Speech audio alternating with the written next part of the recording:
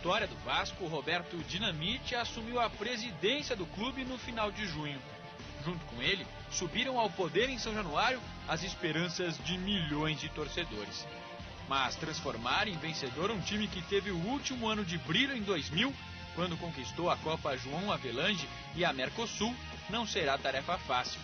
De lá para cá, o único título vascaíno foi o Campeonato Carioca de 2003. Nós precisamos ver qual é a real situação do clube, para que você possa realmente buscar e tomar as decisões que são as melhores para o Vasco. Nós temos que ver, acima de tudo, a instituição. O grande desafio de Roberto Dinamite é superar a herança de Eurico Miranda. O ex-presidente deixou o Vasco com uma dívida de 146 milhões de reais registrada no balanço de 2007. Mas este valor é muito maior. A contabilidade do clube lançou mão de todo tipo de artifício nos últimos anos para maquiar a real situação financeira.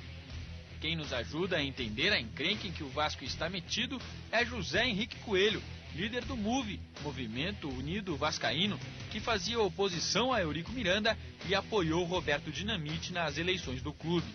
Uma das medidas tomadas na época de Eurico Miranda foi reavaliar os bens do clube por uma empresa sem credenciamento para atuar no Rio de Janeiro. A primeira das reavaliações foi feita em 2005. Reavaliação patrimonial que trouxe o patrimônio do clube, patrimônio físico, imóveis e bens imóveis, de 23 milhões para 77 milhões de reais. O Vasco diz que vale 77, São Januário mais Calabouço e Lagoa, e a Receita Federal diz que só o Complexo São Januário vale 45.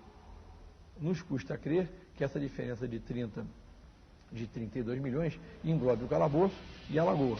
Para diminuir o rombo, uma nova reavaliação foi feita em 2007. Se ele, no ano de 2005, apresentou uma reavaliação patrimonial, já num período de plano real, estabilidade monetária, inflação em valores bastante baixos, no ano de 2007 fazer uma nova reavaliação patrimonial e passar de 77 milhões para 101 milhões, ou seja, onde o Vasco aumentou mais 24 milhões, é meio despropositado. Ou a primeira foi mal feita, ou realmente fica mais evidente ainda a questão da necessidade objetiva de cobrir buraco.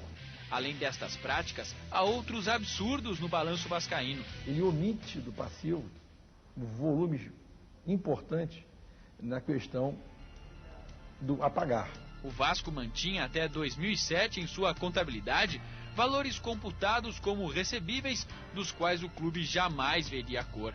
Até hoje, 2007, até o balanço de 2007, o Vasco apresenta a receber 500 mil do Fluminense, 100 mil da Pelé Esportes e Marketing, 244 mil reais em cheques a regularizar, que em português claro chama-se cheques sem fundo, cheques sem provisão, e isso já duram 8 anos. O Fluminense já aprovou, porque nós fizemos um contrato formal com o Fluminense por carta, e nos foi respondido e comprovado por documentação que foi pago no ano 2000, ou seja, durante o período de 8 anos, o Vasco apresenta uma conta a receber que ele sabe, até porque nós apresentamos isso a todo o Conselho Deliberativo, essa documentação, que foi paga.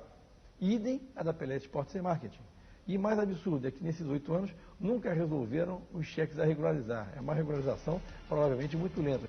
É de se estranhar também a presença como receita futura de debêntures da Companhia Vale do Rio Doce, no valor de 35 milhões de reais. O Vasco pagou por ela 233 mil reais, quando a operação em preço de mercado não alcançava 170 mil reais.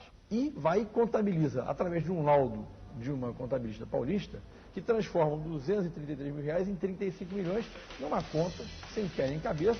Não há no balanço registro sobre os processos dos quais o Vasco é réu. E ele tem escondido, mantido fora do passivo, valores importantes. O Vasco hoje possui, neste momento, ou seja, dados atualizados de 2008, 177 ações na Justiça Civil e Trabalhista. Essas ações todas contabilizadas em valores das demandas já de primeira instância, já em execução, e das demandas questionadas, um valor total de 62 milhões de reais. Como se não bastasse isso tudo, há provas documentais de que Eurico Miranda usou o dinheiro do Vasco para pagar contas particulares. Tudo isso com o clube tendo apenas 900 sócios pagantes, devendo 14 milhões de reais ao ex-jogador Romário. e com a receita da televisão comprometida por causa de uma enorme dívida com a própria Globo. O Vasco tem uma dívida confessada com a Rede Globo de televisão, que consta no balanço, da ordem de 56 milhões. A TV Globo adiantou ao Vasco cerca desses 56 milhões de reais e o Vasco ficou incapacitado de pagá-los.